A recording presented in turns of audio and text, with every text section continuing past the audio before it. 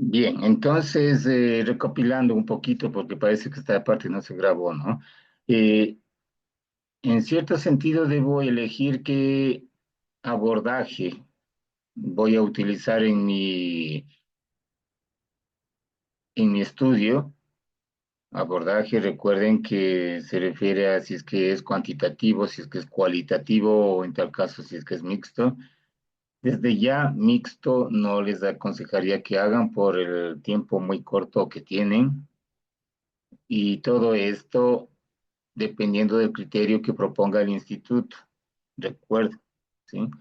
Puede ser que pida que se haga una monografía, una tesina, un estudio de caso, una tesis, aunque no creo por el tiempo que tienen. Y de alguna manera de eso va a depender, porque puede ser incluso que elijan hacer un examen complexivo y punto, ¿no? Entonces, para como criterios de graduación, de tesis, me refiero, ¿no? Entonces, en ese sentido, los criterios a utilizar, a implementar, a aplicar, dependiendo del abordaje cuantitativo o cualitativo, los estábamos analizando precisamente desde el punto de vista del análisis de datos, ¿ya? Desde el punto de vista de la recopilación de información, algo se dijo y en este momento estamos un poco ahondando en los términos. Puede ser que nosotros tradicionalmente estemos acostumbrados a utilizar un abordaje cuantitativo, en donde yo diseño, investigo la existencia de un cuestionario posiblemente ya validado y los aplico qué sé yo, puede ser a nivel de encuesta a toda la población, ¿no? Aunque luego nos resultará complicado manejar y analizar esa información. Y por eso se elige realizar más bien a una parte representativa de la población, del universo, que se llama muestra, que lo vimos en la clase pasada, ¿ya? En cambio, en criterios cualitativos, yo voy avanzando hacia una saturación de la muestra a través de la implementación de una entrevista a profundidad a informantes clave, que son elegidos desde mi punto de vista de profesional, investigador, con la experiencia, repito, mientras más información tenga, mayor dominio del tema voy a tener y mayor dominio de este tipo de estrategias. Cómo seleccionar un informante clave, por ejemplo, con información. ¿Información de qué? Ah, el maestro mayor trabajó en un montón de edificios, el residente no ha trabajado mucho, entonces ¿qué preferimos? ¿A quién le elijo como informante clave? No necesariamente al jefe, no necesariamente a una persona que me digan a él, entrevístele. No, no, no. Tiene que ser a un informante clave, esa es la palabra adecuada. Alguien que me sirva de la información, que él me dé, que me sirva para la investigación que voy a realizar. ¿Sí? Bien, entonces puede ser análisis estadístico, como les estaba diciendo, a través de la aplicación de estadísticos, paramétricos o no paramétricos, para ir comprendiendo la diferencia. Estadístico paramétrico, la tradicional media aritmética. Un estadístico no paramétrico es la mediana. Las dos sirven literalmente para lo mismo, pero la media aritmética supone una distribución normal de los datos. Ustedes recordarán la campana de Gauss, ¿no? Eh, el reto de estudiar una carrera así tan comprimida, se podría decir, es que a veces los docentes les sueltan muchos términos y sí tienen ustedes que hacer un poquito de esfuerzo en profundizar ciertos términos, ¿no? Recuerden, todo está grabado. y en este caso la distribución normal se entiende que es aquella que se distribuye normalmente, ¿no? O sea, no hay saltos ni altibajos, ni todo está sesgado hacia un lado de la curva, como por ejemplo, si es que usted hace un análisis de la edad de los estudiantes de sexto curso, ¿ustedes creen que va a haber una distribución normal o va a haber un sesgo hacia algún tipo de edad? Eh, Javier, ¿qué edad suele ser la más común en, ahora se llama tercero de bachillerato, ¿no?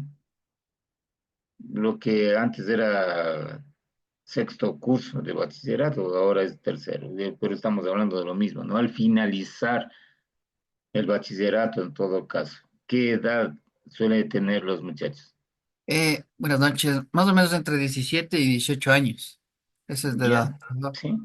Y entonces yo pretendo preguntarles a todos los estudiantes, ¿qué edad tienes? Son 25 estudiantes. Y entonces, no sé si es que eh, me permiten hacer este ejercicio, pero de pronto me tardo menos, de pronto me tardo menos haciendo esto que buscando en el internet.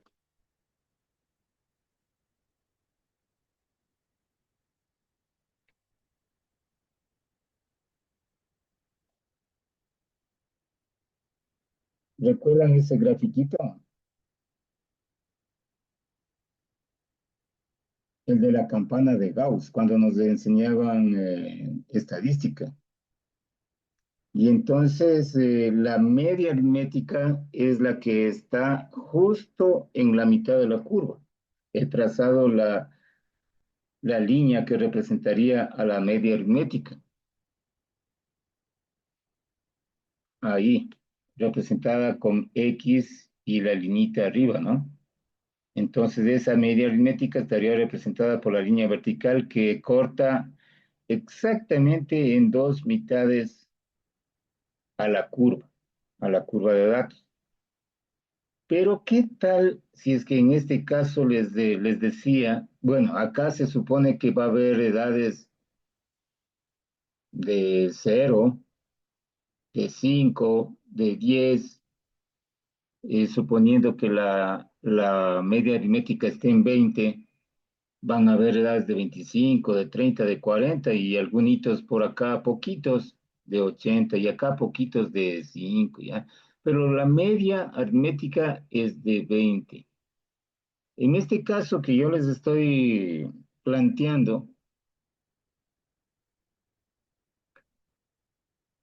puede ser que yo cometa el error de pretender que existan datos con mi intención de que sea normal.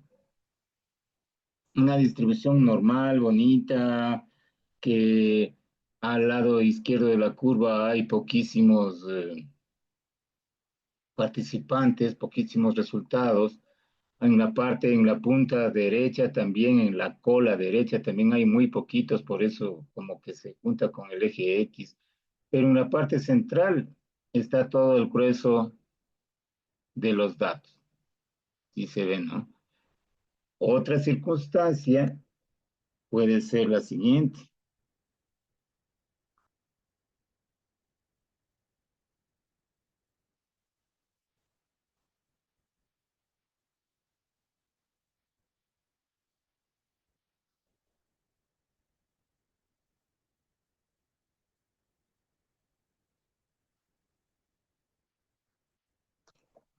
Aquí me faltaba decirles algo.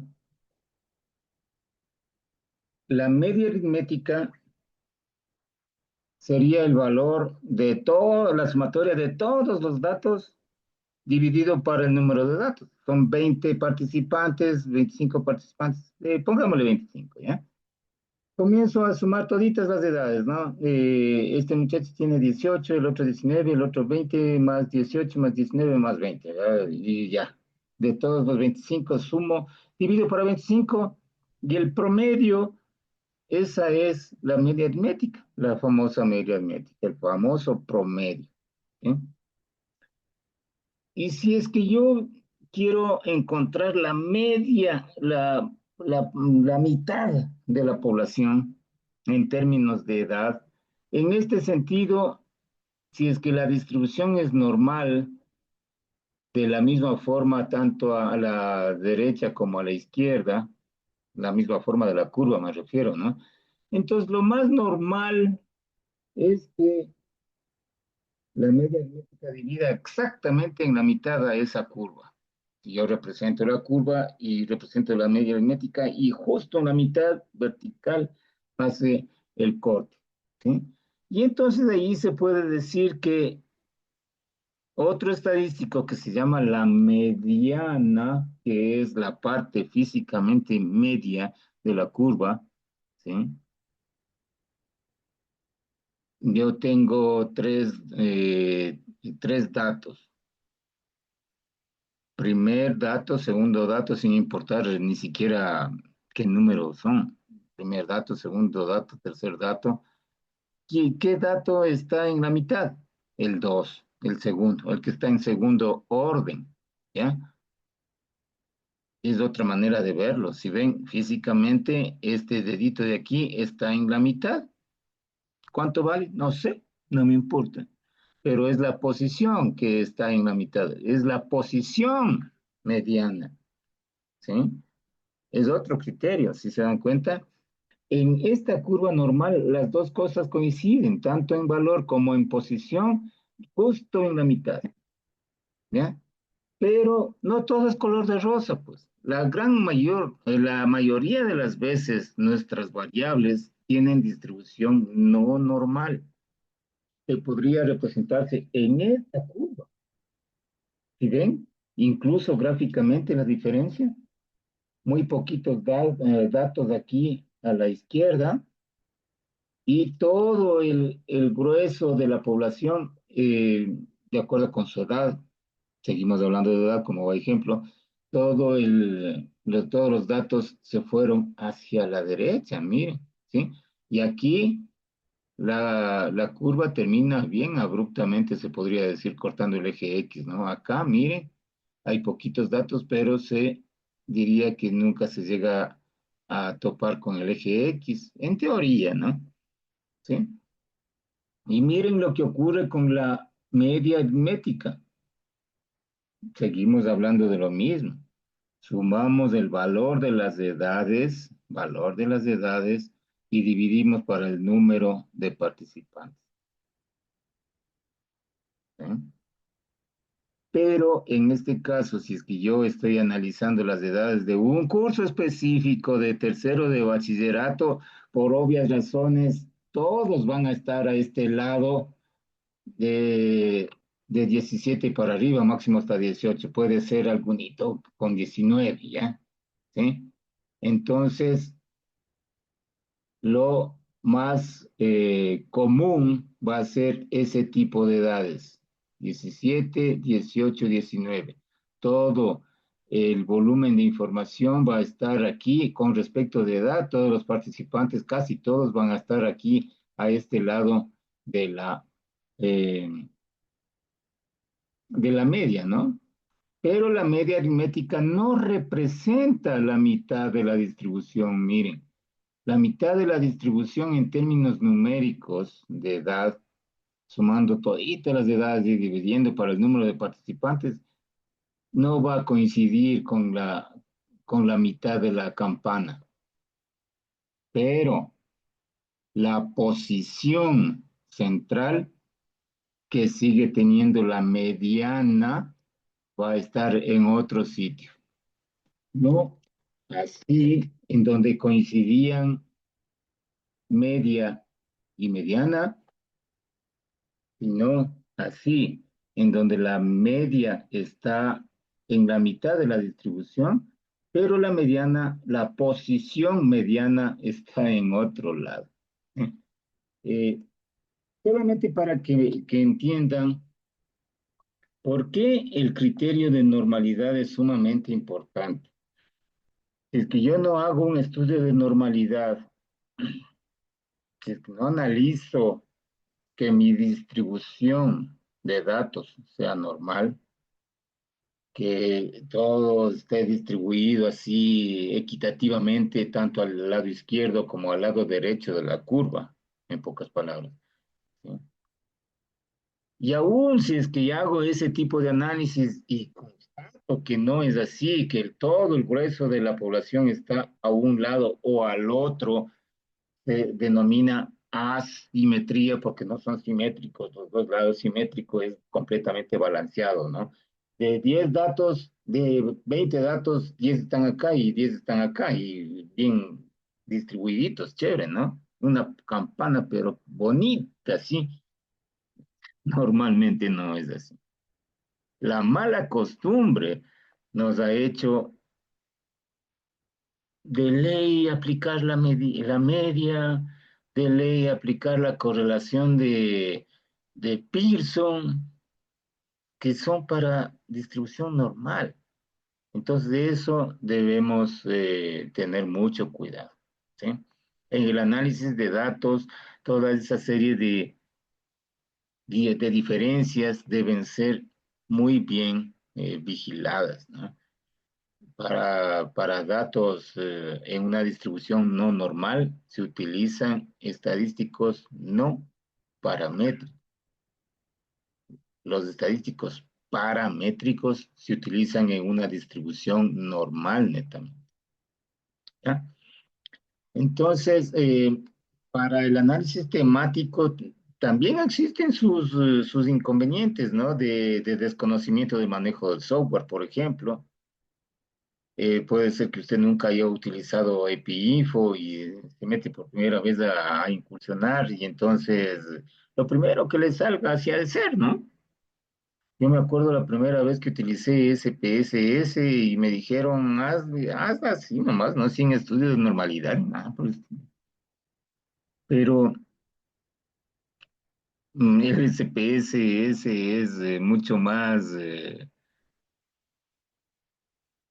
sorpresivo los datos, ¿no? Porque sabiendo manejar el SPSS en el área de análisis, yo puedo mandar a sacar tablas de frecuencia, pero en menos de un minuto, ¿sí? Con gráficos y todo, ¿no? Excel necesita mucho más trabajo en ese tipo de análisis.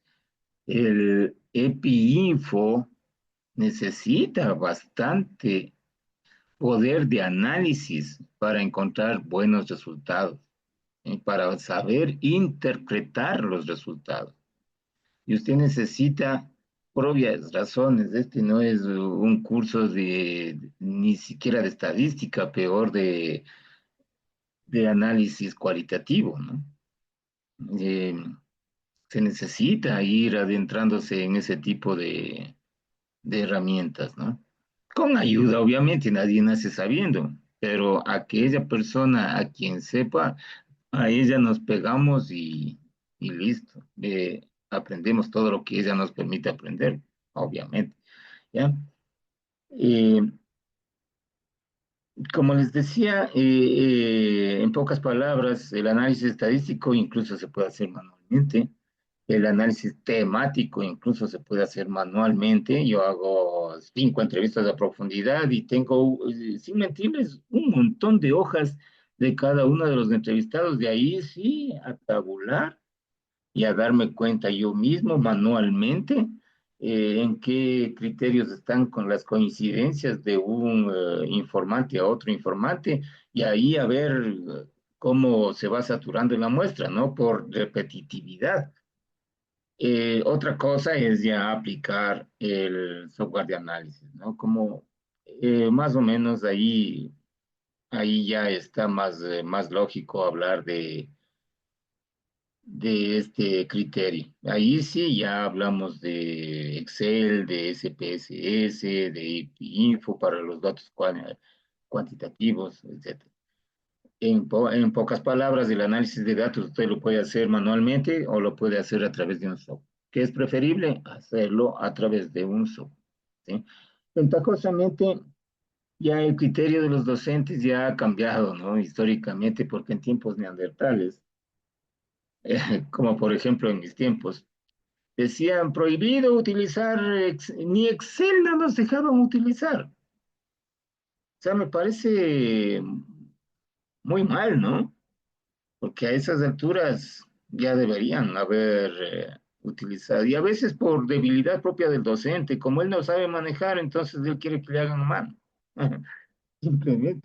Pero no, lo más normal es que usted se ayude con este tipo de herramientas, ¿no? Pero también debería ser normal que usted domine este tipo de herramientas, por lo menos medianamente, ¿ya?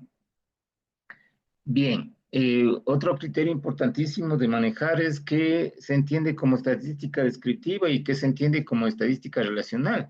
Estadística descriptiva es precisamente describir. Eh, Hago el criterio de ver cómo están distribuidos los participantes en una población por medio de la edad, por ejemplo. ¿Y qué hago? Ah, ya, entonces puedo ir estableciendo rangos de edad. Si es que si es que la población no es muy específica, como el ejemplo que les di, el tercero de bachillerato de un colegio, ¿no? Obviamente ahí van a estar 17, 18 años, 19 máximo, y ya listo. Pero en otro tipo de estudios puede ser todo el recorrido, pues, ¿ya? Y ahí estaría obligado a armar rangos de edad más, si es que la población es bastante grande, ¿no? Y entonces ahí, sea en términos individuales o en términos grupales, describir significa decir que cuántos tienen tal edad, cuántos tienen tal otra edad, y así. El mayor error en este término de describir es ya obtener en Excel, en SPSS, un gráfico y ese mismo gráfico pasarle a la tabla y por debajo de la tabla y a veces por debajo del gráfico ponerle el 50% tienen edades de 30 a 35, el 25% tiene edades, se fija qué cansón, pero sí ya está en el gráfico y además ya está en la tabla. Por eso las personas que más o menos sabemos, prohibimos la utilización de tablas y gráficos al mismo tiempo, o una o la otra. ¿Qué cree usted que representa más la información en su estudio, el gráfico o la tabla? No podemos decir gráfico, no podemos decir tabla en esta clase porque depende de la información, depende del tema que esté desarrollando. Entonces, pero la recomendación es uno de dos, o gráfico o tabla. Y no repetir textualmente abajo de la tabla en lo que está ya en la tabla, uno por uno, las filitas, ¿no? Este es 30%, 30, no, solamente los datos más representativos. Se trata de no causarle hastío, cansancio al que está leyendo su trabajo de investigación, pues. Datos puntuales, bien interesantes, ¿eh? Y la correlación, el estudio relacional que se llama, es una relación entre lo que ya habíamos visto en la clase pasada, o la relación entre independiente y la variable dependiente.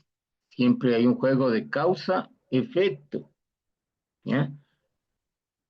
El nivel de ingresos versus la intención de compra.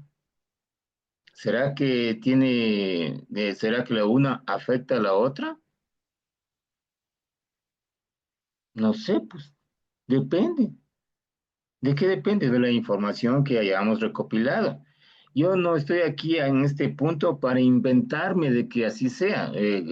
La variable independiente es causa de la variable dependiente, es causa-efecto, depende de la información, depende de ese análisis de la información que realicemos. Y ahí yo saco a nivel de resultados, así sí, sí ha sabido afectar. El nivel de ingresos sí ha sabido incidir directamente en el ánimo de compra de bienes raíces, ¿sí? Pero no inventado, no por pura percepción mía. No, que yo soy súper experto en esto y sé que puede ser que sea así, pero se trata acá de sacar resultados científicamente eh, obtenidos, ¿no? ¿Sí? Bien, un poco para ir reforzando lo que ya hemos visto en las cuatro clases, en las tres clases sobre todo. Un protocolo de investigación debería ser planteado con esta estructura, ¿sí? El resumen, que normalmente se hace al final, la introducción, que es un esbozo de todo lo que va a contener mi estudio. Mi estudio tiene cuatro capítulos, ¿ya? Y entonces en la introducción comienzo a decir, en el capítulo uno vamos a encontrar cierta información de la fundamentación teórica, ¿ya? En el capítulo 2 vamos a encontrar los datos de contextualización del estudio e información de la metodología, por ejemplo. En el capítulo 3 hemos asignado para la obtención de resultados y discusión, comparación de mi estudio con otros estudios que se obtuvieron en los antecedentes. Y el capítulo 4 contiene ciertas conclusiones y recomendaciones. Eso es una introducción, no se vayan a confundir. Y esto hace que la recomendación sea que la introducción también se haga al final. Ya cuando yo tengo bien definido y ya está desarrollados, terminados los capítulos, ahí procedo a hacer la introducción, comentando qué tengo en el capítulo uno, en el 2, en el 3, en el 4. El resumen es otra cosa, quiero dejarle para más luego, ¿ya? Los antecedentes ya hemos visto que son estudios previos, no, dependiendo del tema, yo diría que en los temas de ustedes no debería ir más allá de 5 años de antigüedad. El planteamiento de problemas significa un poco describir los vacíos de información que tiene su tema, su título de investigación. Y de ahí el marco referencial, que lo vimos la clase pasada, marco teórico, marco conceptual y marco contextual. Esos son los tres marcos que forman el marco referencial. El marco metodológico o metodología, que ya habíamos analizado tipos de investigación, el abordaje de la investigación, lo que ya se analizó la segunda clase y tercera clase sobre todo, ¿no? Los resultados y discusión, que es simplemente la generación, tengo la certeza casi de que ustedes se van a acoplar más con un estudio cuantitativo, que es lo más tradicional por cuestiones de tiempo. Los estudios cualitativos sí exigen un poquito más fortalecer el tiempo asignado, el recurso tiempo es oro y a veces nos falta un poquito cuando hacemos análisis cualitativo, ¿sí? De tal manera que los resultados de discusión van a estar muy pegaditos a lo que es lo cuantitativo, Excel, SPSS. Les recomendaría que vayan fortaleciendo los conocimientos de estos dos softwares. Y al último, conclusiones y recomendaciones. ¿Qué han arrojado mis estudios? se concluye que sí, en realidad existe un efecto del nivel de ingresos sobre la intención de compra de bienes inmuebles. ¿Sí? Es hasta lógico pensar eso, pero mis datos son los que tienen que confirmar esa afirmación. Esa afirmación, recuerden que podría bien ser su hipótesis cuando se plasmaron los objetivos y las hipótesis. La hipótesis de investigación debería decir algo por el estilo, ¿no? Eh, la, el poder adquisitivo afecta directamente a la intención de compra de bienes muebles. ¿Sí? Y de ahí partimos, ¿no? Una vez que se tiene ya todo esto desarrollado, ya casi pulidito todo, con la ayuda de su tutor, su asesor en la investigación, ya tiene todo bien redactado. Entonces ahí retrocedemos al primer punto. Miren que está en un orden lógico de cómo aparece en su protocolo físico en el desarrollo, pero el resumen se hace al final, ya cuando tiene todo. ¿Sí? Y el resumen debe contener la idea de investigación, debe contener un poco la idea principal en la fundación teórica, el objetivo súper importante, es que quieren, pongamos aquí, ¿qué debe tener el resumen? Lo vamos a colocar el objetivo, ¿sí? Una caracterización de la población. Cuando decimos caracterización de la población, si es que usted piensa aplicar su estudio en una empresa en particular, ya por ahí puede comenzar, ¿no es cierto? La empresa en donde desarrolla sus actividades, país, provincia, región, cantón, ciudad, incluso el sector de la ciudad, a qué se dedica, contextualice su estudio y ahí vamos a ver que la población ya no es del universo total de 18, 19 millones de habitantes del Ecuador, ¿no? Pues en dónde radica el poder de compra del el consumidor, en qué edades está, es otra manera de ir segmentando, ¿sí? Una segmentación usted la puede hacer tranquilamente por situación geográfica, por edades, por sexo, por intención de compra, por variables sociodemográficas, económicas, como el poder adquisitivo, el nivel de ingresos, el grupo de pertenencia, el grupo de aspiración. ¿M? Algunas personas no importa que se endeuden para toda la vida, pero yo quiero vivir en Cumbayá, ¿sí? Eh, que es bien feo la movilización todas las mañanas, es intransitable. Yo entro a trabajar a las 8 de la mañana en Quito y vivo en Cumbayá, pero no me importa. Yo quiero vivir ahí. ¿Ya? Miren, hasta el ánimo de compra, la psicología del consumidor, deberíamos manejarla también, ¿no es cierto? Entonces, eso usted caracteriza a la población hacia donde quiere ser uno de los principales beneficiarios, ¿no? Los beneficiarios directos de su estudio de investigación, ¿quiénes van a ser?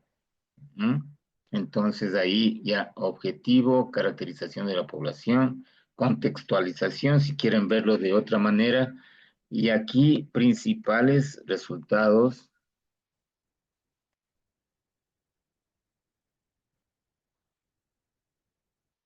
y discusión, solo la principal frase.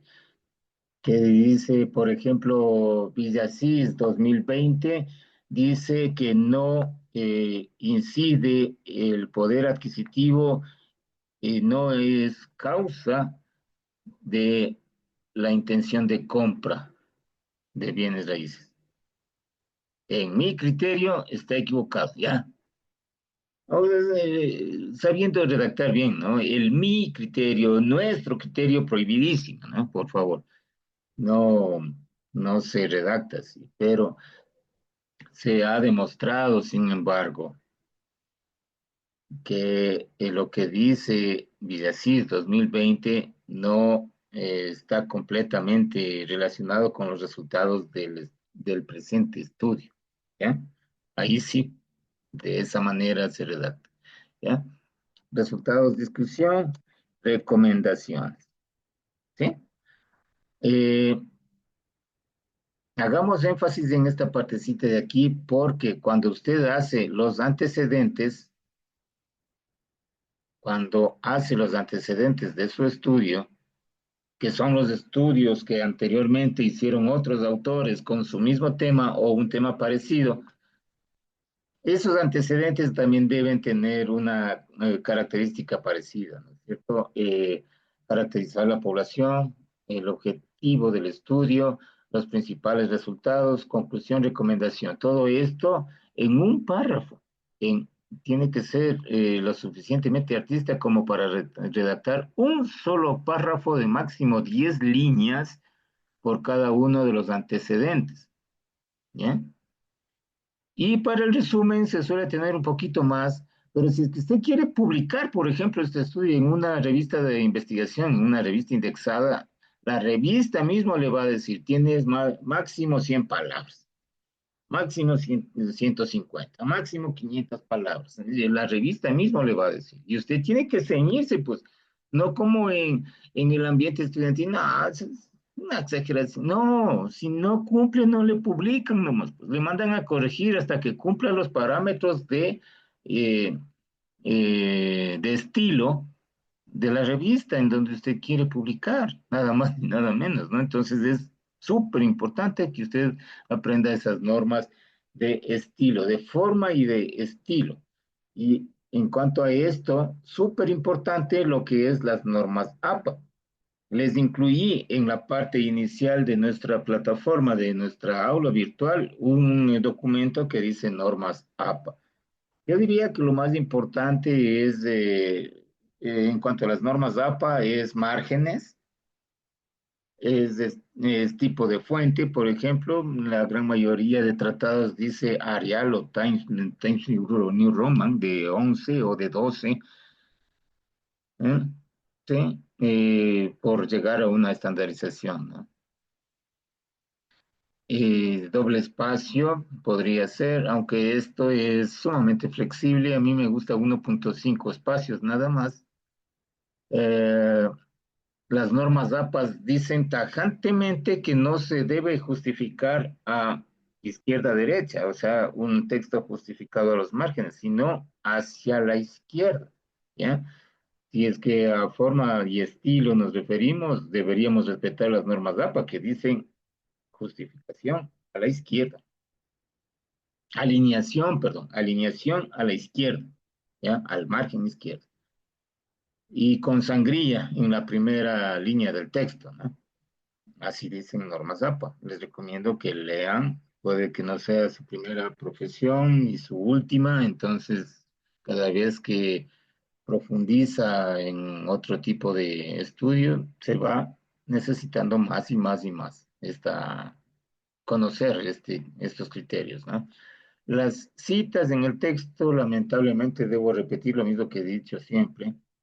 Nosotros todavía no estamos en posibilidad de generar información. Así es que todo lo que se tenga dentro del documento tiene que estar citado. ¿Quién dijo? ¿Quién dijo? ¿Y cuándo lo dijo? Por eso ustedes ven en sus libros de texto siempre que ahí está Villasís 2010, López 2015, Rodríguez 2020, lo que sea, ¿no? ¿Ya? Y puede ser de acuerdo a la redacción que usted está llevando a cabo, el autor y el año, Villasís 2020, pueden estar separados por coma en un paréntesis. O puede ser que Villasís esté fuera y el año 2020 esté dentro. ¿Sí? Todo eso se debe revisar en las normas ABA.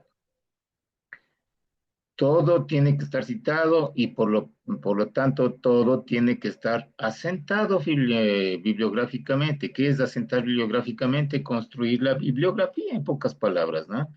Y la bibliografía tiene que estar en este formato de sangría francés. La primera línea pegada al margen y la segunda, tercera de la misma descripción del libro. De esto, por ejemplo, estas tres primeras líneas corresponden a Estelí, Nicaragua, de 2018, pero miren, la segunda y la tercera línea ya están más hacia la derecha, con sangría francesa, ¿no? Tenemos también en las normas APA cómo se elabora una tabla, cómo se formatea una tabla, el estilo de presentación de las tablas, ¿sí? Eso también es crucial que usted lo vaya aprendiendo, ¿ya? Eso, en conclusión. Ahora, el reto es que en estos minutos que faltan, yo insisto, voy a estar aquí presente. Usted ya a esta altura, habiendo transcurrido 3 semanas de investigación aplicada, usted de pronto ya tiene un tema que le interesa desarrollar. ¿Qué le interesa desarrollar?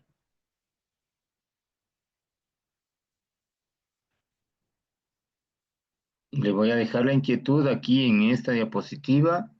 De pronto, su tema de investigación está dentro de lo que se refiere al mercado y valoración inmobiliaria. De pronto podría ser sostenibilidad y construcción verde, que está muy de moda. Tecnología y transformación digital en bienes raíces. De pronto por ahí a alguien se le ocurre utilizar la IA en cuestión de bienes raíces, la inteligencia artificial, ¿no es cierto?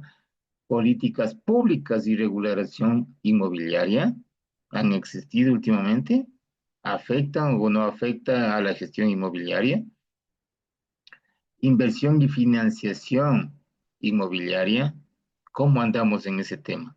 ¿Le interesa? ¿Ya?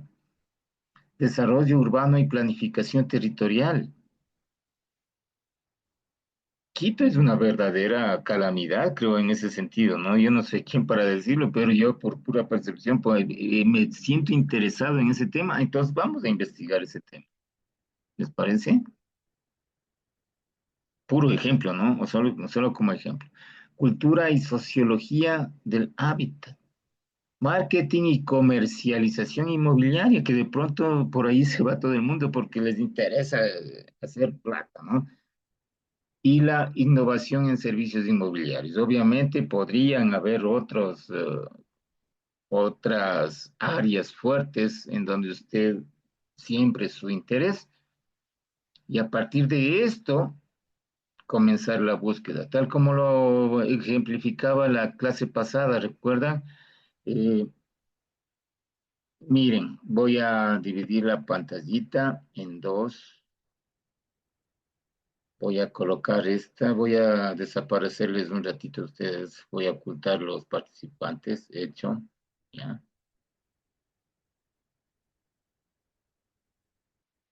Y acá a la derecha voy a comenzar una búsqueda, ¿ya? Por lo bajo de formal, yo les pediría que hagan búsquedas en Google Académico. Eso significa ya eliminar de nuestra mente todo lo que es Rincón del Vago, monografías.com, tareas.com, tesinas.com, todo eso sale de nuestra manera de pensar. Y por eso entramos por lo bajito a Google Académico. Yo lo tengo como un acceso directo, ¿no? Google Académico. Pero si es que no, usted puede digitar en la barra de dirección Google Académico, hace Enter y va a obtener esto de aquí, Google Académico, ¿ya? En donde usted puede comenzar a buscar mercado, supongamos que le interesó esa área, ¿no?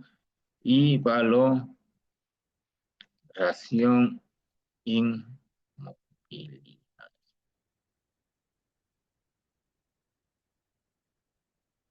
Y miren todo lo que le sale, ¿no? Salen libros, salen artículos publicados en revistas indexadas, etcétera. Y usted tiene un montón de información. Miren todo lo que tiene en una página, miren cuántas páginas tiene, son interminables. Como les decía desde el principio, la mayor dificultad ahora no es encontrar información, es saber qué información utilizar, ¿ya? Y ahí va el reto. Tenemos 40 minutos para determinar qué eh, tema me interesa, ¿ya? Un tema ya específico que me interese, ¿ya? ¿Y cómo? Haciendo estas búsquedas a través de Google Académico. Leyendo superficialmente, ¿cómo se llama eso? Explorar, ¿no es cierto? Explorar muy superficialmente cada uno de estos. El que más me llama la atención, de acuerdo con su título, obviamente, ¿no? Nuevas tendencias de valoración territorial. Qué interesante. Me suena interesante. Entremos. Y ahí tienen, miren, una buena estrategia, porque para todo tenemos que ir aprendiendo, ¿cierto? Una buena estrategia de lectura es buscar de una el resumen, dirigirse a los primeros apartados y luego uno ya se va a dar cuenta, ya se va dando cuenta, ah, no, no, realmente no me interesa esto, ¿no?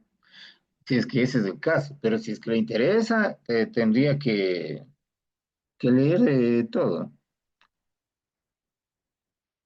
La investigación científica es de mucha lectura, ¿no? Eso sí lo sabían ustedes desde antes de este módulo mismo. Entonces, miren, vamos a qué es lo que tenemos que presentar.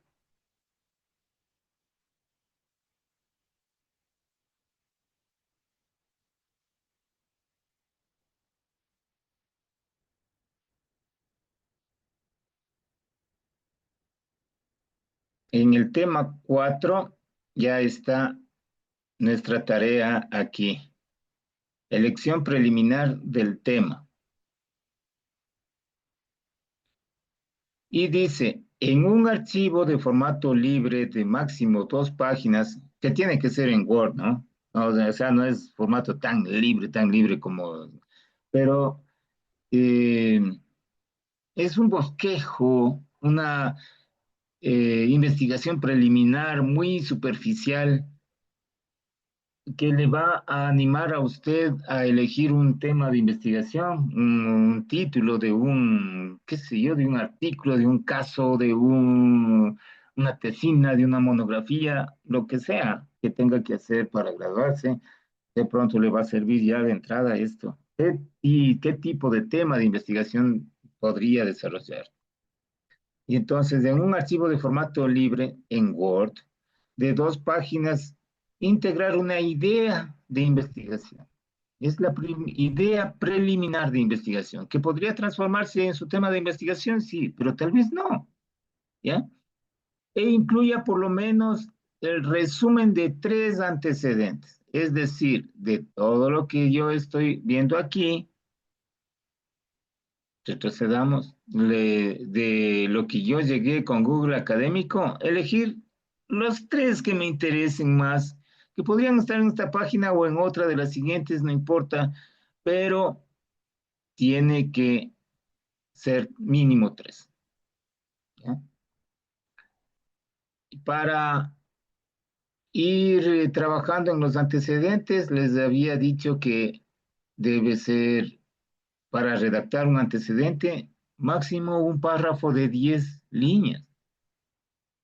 Miren, entremos a otro, ¿ya? Para que ustedes vayan viendo.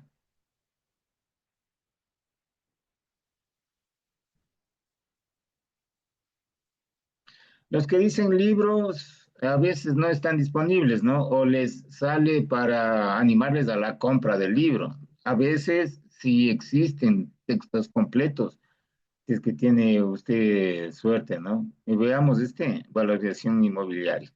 No, es publicidad, ¿ya? Retrocedo. Veamos este que me dice valoración inmobiliaria.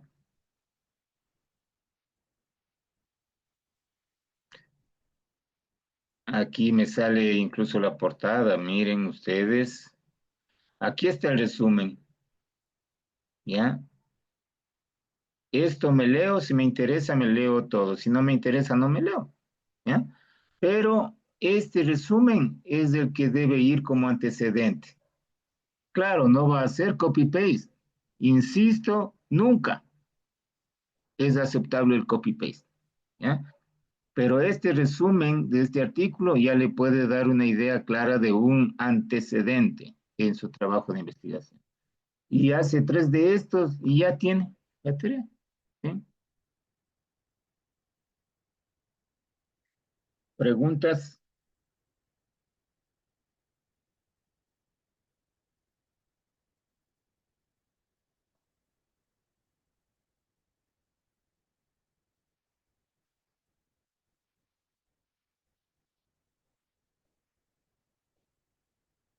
Ronald, Mariela, ¿están presentes?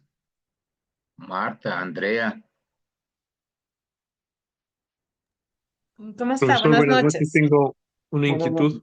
Perdón. ya, perfecto, dígame. Buenas Buenas noches, noches. Diana. Buenas noches. A ver, ¿quién era que decía que tiene una inquietud? Por favor. Yo, ¿cómo está? Buenas noches. Mi nombre es Fabio Ávila. Sí, sí, ya le vi, Dentro Fabio. de los programas de tesis que, bueno, será resolver dentro de los 6 meses próximos, evaluando el tema y todo, va a estar dirigido para, bueno, dependiendo, sea ensayo, tesina, tesis, lo que fuese, según el tipo de trabajo, ¿va a ser individual o en grupo? Es la pregunta, porque ahorita voy evaluando que esto va a ser individual, pero no sé hasta qué punto se va a manejar ese tema, si me puede guiar, por favor. Sí, mi estimado. ¿Mm? ¿Cómo era su Fabio, nombre? Fabio Fabio, Ávila. Fabio. Me voy a acordar de Leonardo Fabio y ya lo tengo en mente. ¿Ya? Ya, no te olvides. Con gusto. Ayúdame con eso. Sí, lo que pasa es que les decía que deben ser un montón de cosas juntas por acá. Es la primera promoción. Se debe estar trabajando en esto, en el área de investigación. Yo soy el profesor de la asignatura, pero todavía no conozco políticas claras en cuanto ni al tipo de trabajo de graduación, que podría ser, como les decía, una tesina, una monografía, un estudio de casos, etcétera. Y tampoco políticas en cuanto a si es que se hace en grupo o se hace individual. Yo personalmente soy de aquellas personas que prefiero trabajos individuales, ¿no?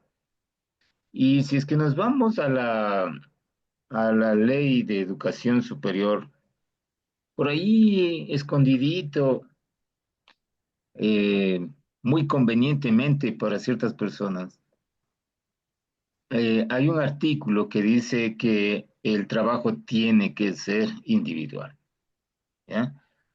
Eh, Hay algunas estrategias, entre comillas, que utilizan algunas entidades educativas como para dar paso a trabajos grupales.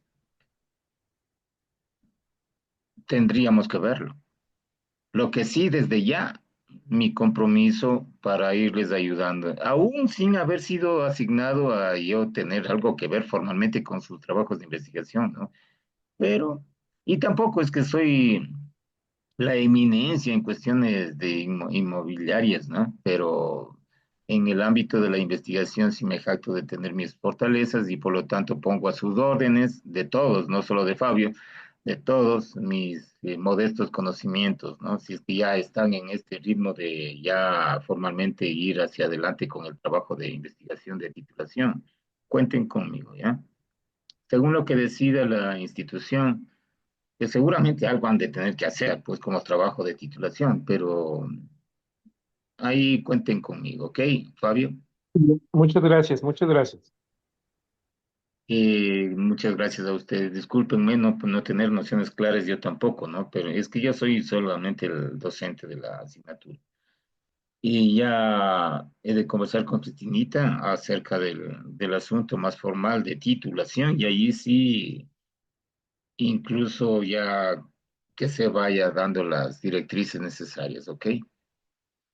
Hoy por hoy, hagamos este ejercicio, porque de esta manera se comienza. De esta manera usted visualiza ciertos entornos en los que se encuentra cierto interés suyo. Eso les decía hasta un poquito de broma, ¿no? Puede ser que el marketing y la comercialización de ley les vaya a interesar, pero no dejen de lado los otros temas, ¿ok? A ver, vamos adelante. Hagámoslo, Eh, háganlo Profe, cada una uno. pregunta, perdón. Dígame, Ronald. En este caso vamos a analizar lo que es el resumen nada más, ¿no? No vamos a tener que hacer la lectura completa de los tres antecedentes que tenemos que poner en este caso en el trabajo, ¿no? No, no es, no es la lectura completa. Miren que van a encontrar a veces hasta libros, ¿no? Entonces, no, sería eh, irreal que yo les pida eso. Por eso les direcciono e incluso como estrategia, una buena estrategia para saber si es que me interesa o no un artículo, léanse de una el resumen y ahí van a ver, ah, qué chévere. Entonces, ahí leen el resto. Si no me interesa, ¿para qué? Pues el resto. Pero sin embargo, Ronald, que creo que tú fuiste el que preguntó, eh, sí debe ir entre los antecedentes. ¿Por qué? Porque de alguna manera le consulté, pues, ¿no es cierto? O sea, sí, ¿me entiendes, Ronald? Sí, sí, correcto, pero la pregunta era enfocada en que si debemos leer prácticamente todo o el resumen por este trabajo. Solo el resumen, solo el resumen. Por ahora, solo el resumen. Ya, y dentro de los ejemplos que nos puso podemos poner otro tema que nos interese, ¿no es cierto? Claro, claro que sí, claro que sí. Ya, Si ok, pueden ver en muchas este gracias. momentito la diapositiva de los temas macro, ¿no?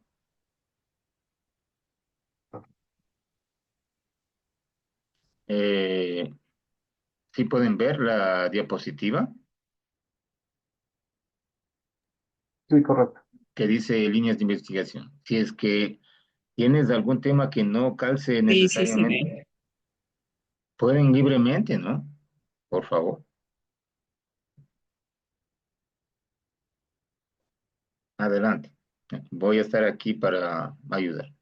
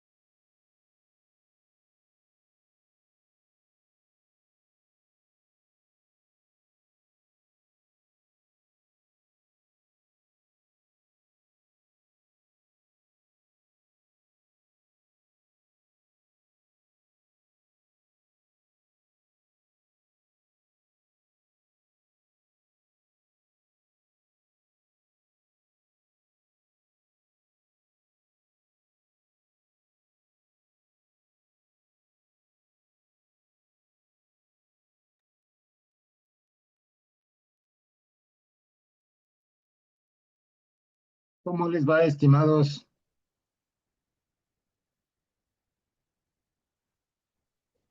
Andrea, ¿cómo está? Andrea Río Frío.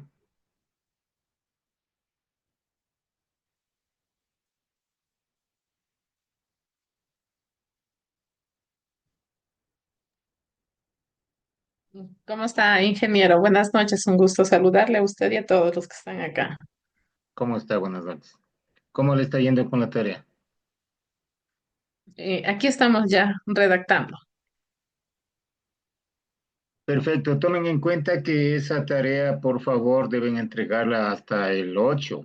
8 sería el jueves. Hasta el jueves a las 23 horas con 59 minutos, ¿no? Y no se vayan a complicar la existencia tampoco. Es una información preliminar de diagnóstico que va a establecer intereses sobre temas que posteriormente pueden cambiar. Eh, lo final que les quería comentar es que, por si acaso, ninguna de las tareas ha sido calificada todavía porque algunas personas, no, un par de personas me dijeron que están sin nota. Por supuesto que están sin nota. Todavía no he calificado ninguna evaluación. Y entonces la estrategia es calificar en bloque, ¿no? Porque una evaluación sumativa se va estableciendo en conjunto y si es que colocamos una evaluación en una primera tarea, ya se colocó pues, la evaluación y se pierde un poco ese contexto de ver el avance que va teniendo el estudiante. Entonces, en conjunto, yo prefiero calificar en conjunto todo el comportamiento, incluso la participación que se pudo haber llegado a tener en cada una de las sesiones de trabajo, ¿no? Es una evaluación, reiteremos, un poco más cualitativa del ámbito de querer cumplir, por ejemplo. A veces es mejor cumplir en tiempo y en forma que en cuanto al contenido. Da un carácter de disciplina sobre el contexto de aprendizaje. Y entonces yo prefiero calificar de una manera global, ¿sí?